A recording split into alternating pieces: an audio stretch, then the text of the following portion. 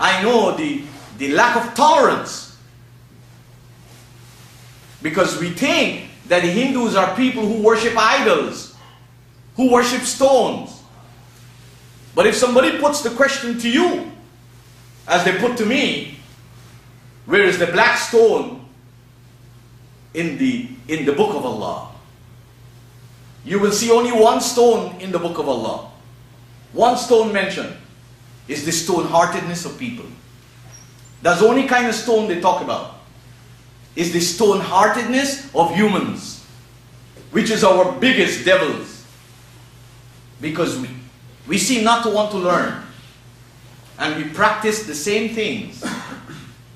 And as I told you before, and you would know better than I do, because some of you are still actively in college and university, I am a student for life. And Einstein is reported to have said, only foolish people can expect different results by doing the same thing over and over. Muslims are doing the same thing over and over. And what results they want? You can hear their du'as. You can hear their supplication if you understand the Arabic language. And if you understand the Urdu or you understand the English, you can hear what they are saying to this God to do. And this God has given them all the ability to do what they want to do.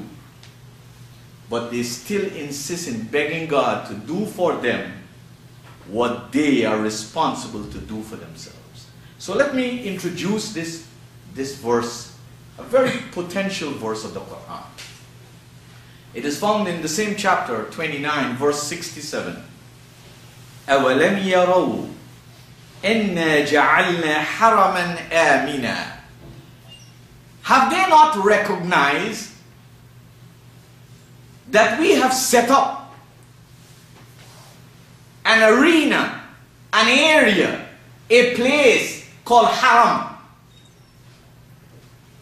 Haram doesn't mean what is haram. Haram means that where there is no violation. You might translate it into English as a place of safety, a place of security, a place of no fear, a place where people's rights are not taken away from them. Look throughout the Muslim world and Muslim societies. They are famous for taking away rights of one another. Even when they vote in their elections in masjids, they take away the rights of one another very easily. They use all these underground system of proxy voting and all kind of things to rip the carpet out of one another. This is the culture of the Muslims. So here's the Qur'an. أَوَلَوْ يَرَوْا أَنَّا جَعَلْنَا حَرَمًا آمِنًا. Makkah was designated as Haraman Amina. What does this mean? It means nobody should be harmed in Makkah. Human rights should not be confiscated in Makkah. Their humanity should not be devalued in Makkah. That Makkah should stand up for human beings in the world. Do you find this happening?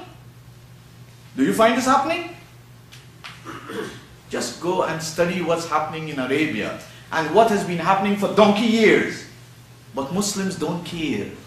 As long as they have the Kaaba where they can go around, and as long as they can run between Safa and Marwa, and as long as they can pelt at the shaitan there, and they can slaughter their animals, oh, we are born again. We don't care what happened to others.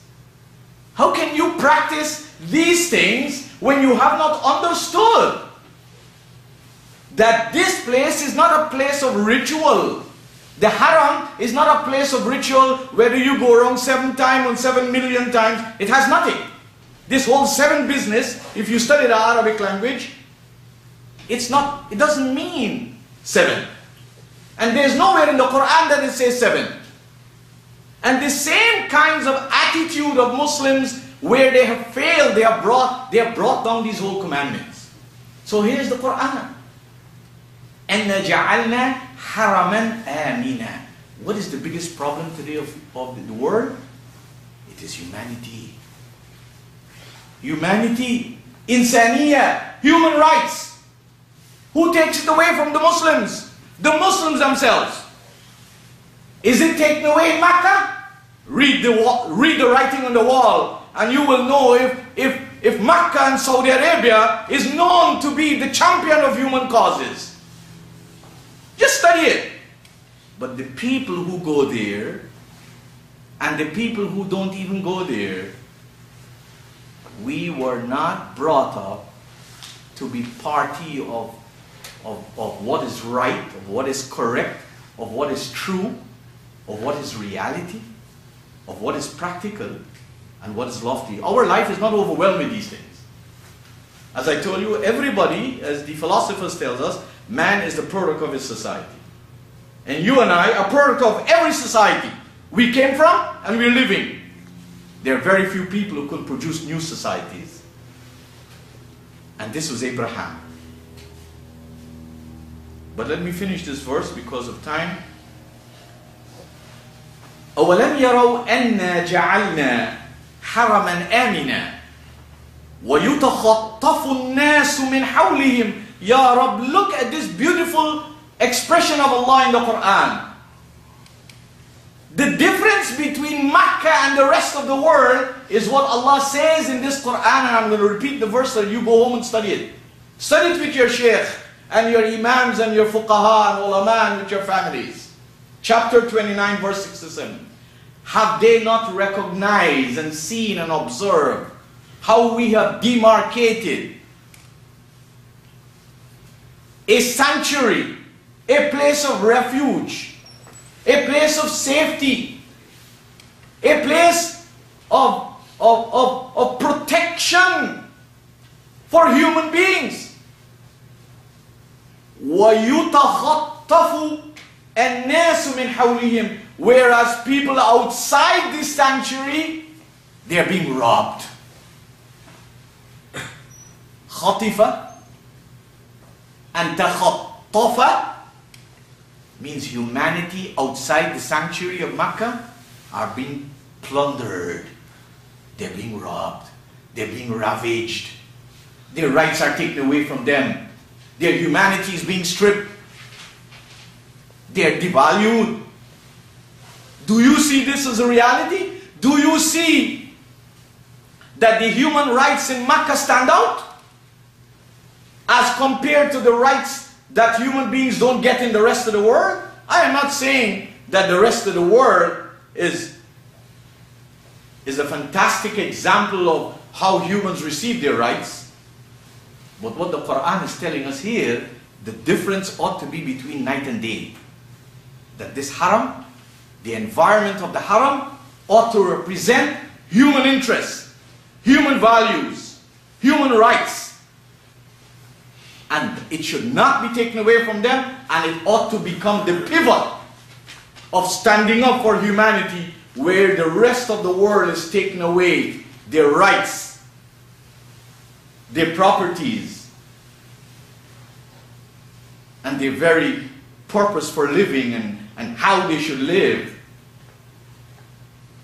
If you and I continue to be only concerned about rituals, because you hear a lot of people, they were fed the wrong things. They were told if you go to Hajj, you'll be given a new birth, right? You'll be born again. So you look at the Muslim politicians, they make a point to go to Hajj, especially before elections.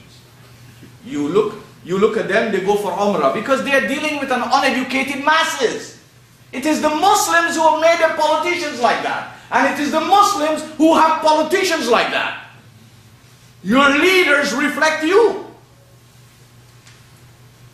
There is nowhere in the Qur'an that Allah tells you and me that if anybody goes to Hajj, that their sins will be washed away.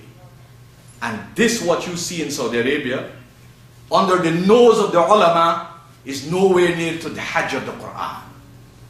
This is the Hajj of rituals, where people are told you will get a mountain of gold, but they don't see any.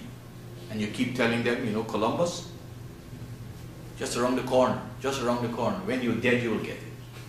That's where the promise of the ulamas for the Muslim. And that is why the average Muslim goes there and submits himself, spends all his money, spends all his energy. Some of them wish to die there.